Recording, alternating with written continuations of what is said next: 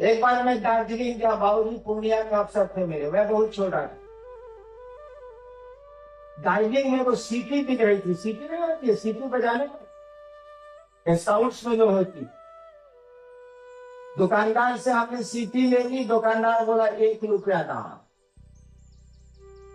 सोचिए 1953-54 में 1 रुपए की क्या कीमत होगी। उस समय मेरे पिताजी मजिस्ट्रेट थे और उनकी तनख्वाह थी 125 रुपए। मैं मजिस्ट्रेट हुआ तो मेरी तनख्वाह थी 500 रुपए। बाबूजी जब मेरे मजिस्ट्रेट हुए थे 1952 में, तब तनख्वाह थी 125 रुपए। और सीटी जो दार्जिलिंग में बेच रहा था दुकान वाला, बोला 1 रुपया में। 1 रुपया में तो उस समय 1 मन चावल देता था। बाबूजी ने कहा नहीं खरीदेंगे। हम कहा कि पैसे नहीं खरीदिएगा, यूं हम देखिए लेते हैं। 3 दिन तक जेब छरियाए, जेब छरियाए, जेब छरियाए के सीटी किना गया।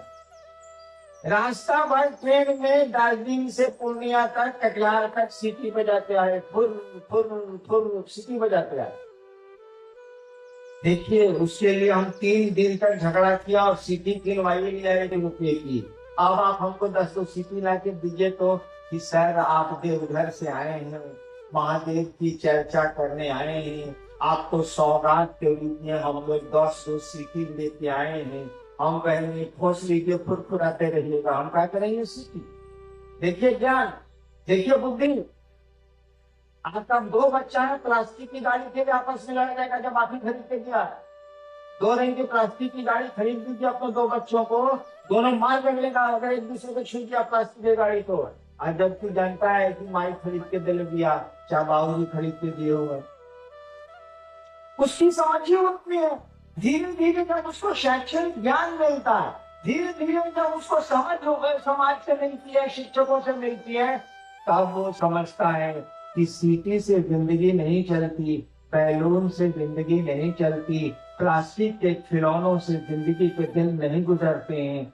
उसी तरह से जब गुरु ज्ञान देंगे आपको, तब आपको समझ में आएगा कि आप माध्यम से क्या मानने जा रहे हैं, क्या चीज ले रहे हैं आप। बिना समझ के तो आप मान भी नहीं सकते। सोचिए तो जरा, जो टीवी नहीं देखा टीवी मानेगा कैसे? जो टीवी देखा ही नहीं टीवी मानेगा कैसे? जो लड़का टीवी देखने नहीं किया, वो अपने होने वाले ससुर से कहेगा कि हमको दिया, हमें टीवी दीजिए, सारा देखने नहीं किया तो मानेगा कहाँ से? ज्ञानी नहीं तो उसको समझ ही नहीं है। गुरु ज्ञान देते हैं। हम लोगों ने कहा कि जो आपका बाबा है, कहा जाता है कि चंदा मामा सबके मामा, शिव घर घर के बाबा। बिहार में तो और झारखंड में तो ये कहावत है कि चंदा मामा सबके मामा, शिव घर घर के बाबा। हम लोगों ने कहा कि जरा अपने बाबा से पढ़ के देखिए तो पढ़ाता है कि नहीं पढ़ाता। हमने तो जब गुरु माना था शिव को 1974 में, तो हमको तो मालूम ही नहीं था कि ये गुरु है। हम तो भगवान समझ के उनको गुरु माना। हमें दिमाग में आया कि गुरु भगवान होता है, कि भगवान गुरु कहते हैं। और भगवान हमने शिव के बारे में सुना था, अपने घर सुना था, समझा नहीं था, सुना था कि शिव को कहते हैं। मैंने शिव को गुरु माने, हमको तो मालूम भी नहीं थी बात। आज तो कोई आपको बताने वाला है कि शिव गुरु है, किताबों में लिखा है, शास्त्रों में लिखा है। आप उसको अपना गुरु बना के देखिए, सोचिए कि शिव आपके गुरु है, कुछ करने की जरूरत नहीं है। सोचिए आपके वक्त। हम लोगों ने कहा कि इस सोच को अगर भुलाइए नहीं, भुला जाइएगा तब तो मामला गड़बड़ हो जाएगा। रिश्ता भुला जाइएगा तब तो रिश्ता नहीं चले। यादें अगर सो जाएंगे ना तो रिश्ते भी सो जाते हैं। स्मरण अगर खत्म हो जाएगा ना तो संबंध भी खत्म हो जाएगा। इसीलिए कबीर कहते हैं सूरती के डोरिया गगन भी चला गए। सूरती मैंने स्मृति, सूरती मैंने याद।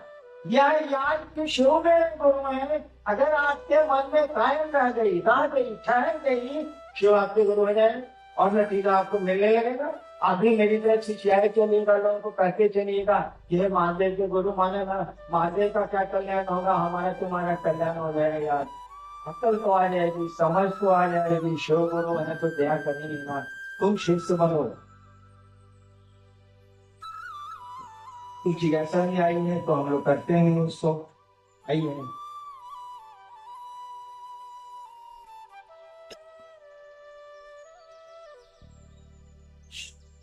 एक भाई की जिज्ञासा है कि शिव के सिवा अन्य देवी देवता को गुरु क्यों नहीं बना। एक भाई ने पूछा है कि महादेव के सिवा अन्य देवी देवता को गुरु क्यों नहीं बनाया जाए।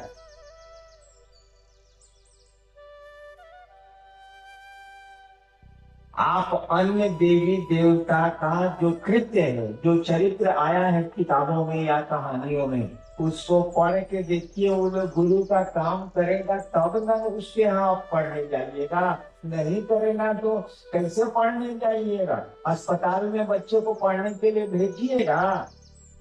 मैं सरकार में 32 साल प्रशासन में था, हमारे पास भेजिएगा पढ़ने के लिए। हम तो कहेंगे भैया हम मजिस्ट्रेट हैं या फिर सरकार में ज्वाइंट सेक्रेटरी है, डिप्टी सेक्रेटरी है, हम पढ़ाएंगे नहीं ना, हम तो प्रशासन के लोग हैं, नौकरी करते हैं, शिक्षक थोड़ी। अब तो हम बोले नहीं, लेकिन बहुत गौर से देखिए, अन्य देवताओं का कृत्य देखिए, उन्होंने जो जिस प्रयोजन से उन्होंने अपने को सृष्टि किया है उसको देखिए। उससे आपको लगेगा ये लोग तो ज्ञान देते ही नहीं है। हरहु सज्जन पीड़ा या फिर विनाशाय च दुष्कृताम परित्राणाम साधूनाम विनाशाय च दुष्कृताम। हम अच्छों को बचाएंगे, बुरों को, बुरे को जो गलत है उनको मारेंगे।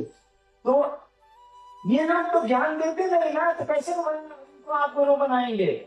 आप अस्पताल बच्चे को नहीं भेज सकते ना, पीडब्ल्यूडी के ऑफिस तो बच्चों को पढ़ने के लिए नहीं ना भेज सकते, नगर पालिका के कार्यालय में आप बच्चों को पढ़ने के लिए नहीं ना भेज सकते हो। वहां पे तरह तरह के कार्य होते हैं। पढ़ाने का काम तो मात्र विद्यालय में होता है, शिक्षक करते हैं। इसीलिए पूरे शास्त्र भारतवर्ष की, पूरी किताबें भारतवर्ष की कहती हैं कि शिव गुरु हैं, जगत गुरु हैं, आदि गुरु हैं, और वो गुरु का काम करते हैं। पूरी किताबें शिव को गुरु के रूप में स्वीकार करती है, रिकॉग्नाइज करती है, क्योंकि वो ईश्वर का नाम है। ईश्वर को तो गुरु होना ही होना होगा। आपके शिव पुराण में लिखा है कि भगवान विष्णु और ब्रह्मा जी को शिव कह रहे हैं। शिव पुराण में पढ़ा नहीं, एक बार मैंने उल्टा था, उससे लिखा है कि शिव कह रहे हैं ब्रह्मा जी से कि हे ब्रह्मा जी आप सृष्टि की उत्पत्ति का कार्य करिए, हे विष्णु जी आप सृष्टि के पालन का कार्य करिए, मैं तो सृष्टि को ज्ञान देने का कार्य करूंगा। शिव पुराण में भी ये पंक्ति आई है, बहुत पुराणों में आई है, बहुत किताब में आई है। तो जो काम करेगा उसके पास तो उस काम के लिए भेजिएगा। हमारे पास मोटरसाइकिल खराब हो गई तो बनाने के लिए नहीं ना भेजिएगा, उसको तो गैरेज में ना भेजिएगा। ठीक उसी तरह से जो देवता गुरु का कार्य करते हैं, भगवती गुरु का कार्य नहीं करती, उनको गुरु कैसे बनाएंगे आप। हाँ, उनको उनके पास चले जाइए अगर भक्त के रूप में, और ज्ञान चाहिए तो आपको बढ़िया स्कूल में भेज देंगी, वह अच्छे गुरु के पास आपको भेज जरूर देंगी, लेकिन खुद इस काम को वो नहीं करती है। जो करेंगे उन्हीं के पास ना बच्चे को पढ़ने के लिए भेजिएगा या खुद पढ़िएगा। एक भाई की जिज्ञासा है कि नमः शिवाय जाप करते समय ओम क्यों नहीं लगाया जाता। इसीलिए कि ओम उसमें लगा हुआ नहीं है, इसलिए नहीं लगाया जाता। वैसे ओम लगाते भी जप करिए, कोई खास बात नहीं है। ओम हटा के भी जप करिए, कोई खास बात नहीं है। जब तक गुरु की दया नहीं होगी, गुरु से आपका जुड़ाव नहीं होगा, तब तक परिणाम अच्छे, बहुत अच्छे नहीं आएंगे। क्योंकि मंत्रों का, शब्दों का जो चैतन्य होता है ना, उसमें जो ऊर्जा होती है ना, वह गुरु प्रदत्त है, गुरु से आती है।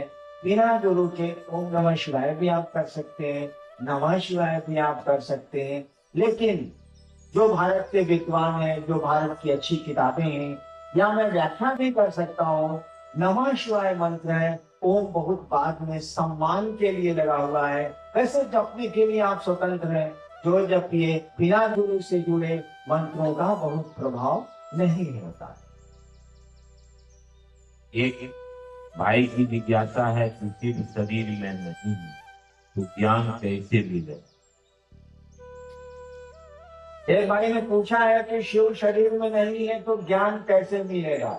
जब हम महादेव को 74 में गुरु माना था ना, आरा के गांगी, आरा एक जगह है बिहार में, वहाँ एक श्मशान है शहर के बगल में गांगी।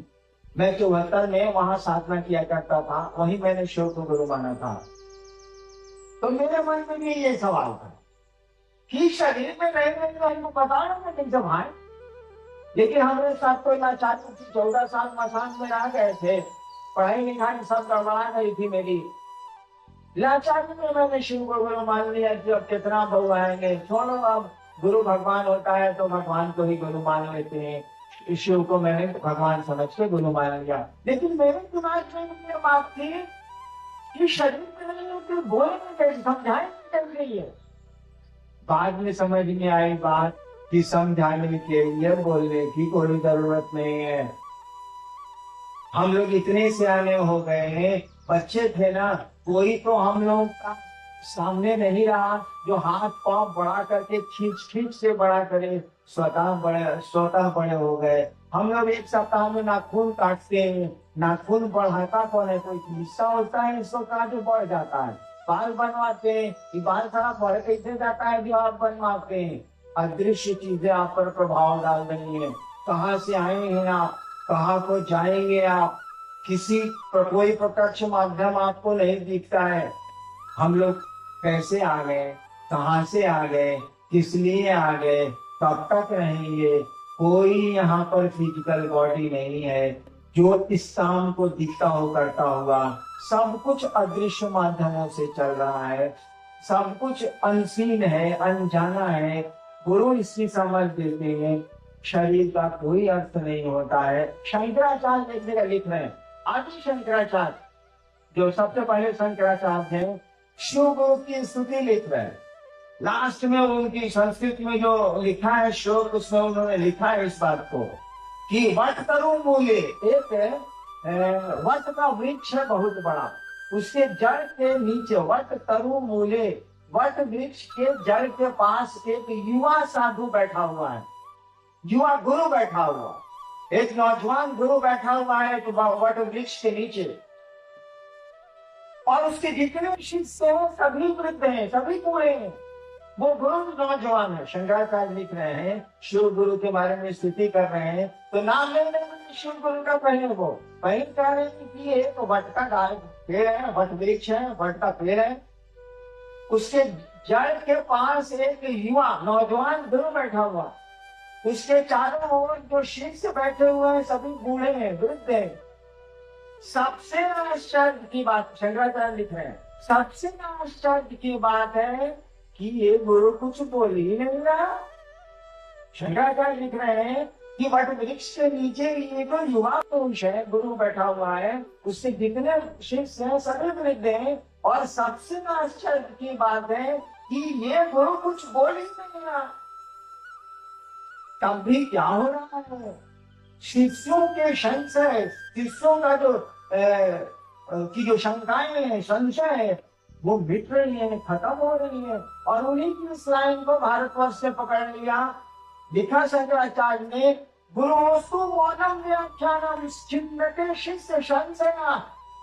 शंकराचार्य ने लिखा, गुरुस्तु मौनम व्याख्यानम, गुरु कुछ बोलते नहीं है, गुरुस्तु मौनम व्याख्यानम, ऐसी बोली जिसमें आवाज नहीं है। गुरुस्तु मौनम व्याख्यानम छिन्नते शिष्य संशया, शिष्यों के संशय, शिष्यों की शंकाएं पल प्रतिपल खत्म हो रही है। तब शंकराचार्य कहते हैं, ऐसे शिव गुरु को प्रणाम, ऐसे दक्षिणामूर्ति शिव को प्रणाम। मैंने बताया है कि वट वृक्ष के नीचे युवा गुरु है, उसके सारे शिष्य बूढ़े हैं, और सबसे आश्चर्य की बात है कि गुरु कुछ बोलता ही नहीं है। तब भी शिष्यों के संशय पल प्रतिपल छिन्न हो रहे हैं, खत्म हो रहे हैं। और यही लाइन भारतवर्ष की गुरु परंपरा में चली, गुरुस्तु मौनम व्याख्यानम छिन्नते शिष्य संशया।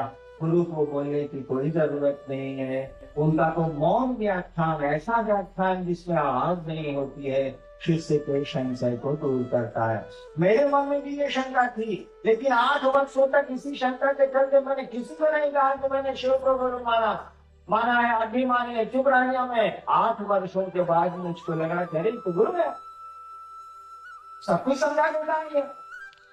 मुझको नमः शिवाय भी वाली पानी से मिला, चमत्कार सीखने गया था वो भी मैंने सीखा, कोई बताने वाला नहीं, पर भी चमत्कार होने लगे। इसीलिए ऐसा नहीं है कि जो दिखता है वही आपको ज्ञान दे सकता है, जो नहीं दिखता। गुरु तो एक भाव है, पिता एक भाव है। जो दिखता है वही ज्ञान दे सकता है, जो नहीं दिखता है उसने भी दिखने वाले को किसी न किसी दिन ज्ञान दिया है। आदमी जब गुरु हो गया है, पहली बार सोचिए तो कोई आदमी गुरु हुआ होगा तो कहाँ से सीखा होगा? ईश्वर ने ही उसको सिखाया होगा। और इसीलिए वेदों के बारे में कहा जाता है ये ईश्वर की वाणी है। वेदों के बारे में कहा जाता है ना, ये ईश्वर की वाणी है। पहला आदमी जो धरती पर आया होगा और उसको जो ज्ञान आया होगा, कहाँ से ससुरा पढ़ा होगा, कहाँ से किताबें मिली होंगी उसको? वो पहला आदमी था, उसको सिखाया कौन होगा? अरे ईश्वर ही सबको सिखलाता है, परमात्मा ही सबको सिखलाता है। वही हमको आपको इस धरती पर ले आया है और उसी की इच्छा से हम आप धीरे धीरे इस धरती से जाके भी वापस ही हो जाते हैं। हमारा आपका ये घर थोड़ी ही है, हम लोग तो घूमने आए हैं, यात्रा पर आए हैं। आज नहीं कल नहीं रहेंगे, कल नहीं परसों नहीं रहेंगे। हमारी आपकी यात्रा का कौन ठिकाना?